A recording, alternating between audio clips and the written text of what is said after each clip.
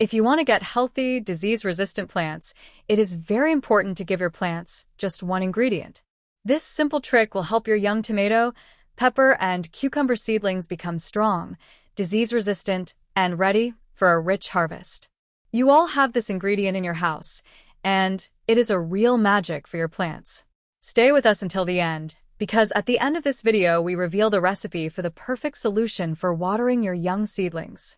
But before we start, dear friends, subscribe to our channel. It is completely free. Thank you for that. With just one simple ingredient, your young plants can be healthier and ready for a successful start to the season. This top dressing will help neutralize the acidity of the soil, and the plants will be resistant to fungal diseases and pests. In addition, it will allow the plants to better absorb nutrients from the soil, which is essential for healthy growth. How does it work on tomatoes, peppers, and cucumbers? Young tomato plants will develop a strong root system and reduce the risk of fungal diseases, such as downy mildew. For young peppers, this liquid will provide stress resistance and encourage healthy leaf and stem growth. Cucumbers are often susceptible to powdery mildew, so give them this organic supplement for prevention and stronger plant resistance. Now, how to prepare this powerful solution?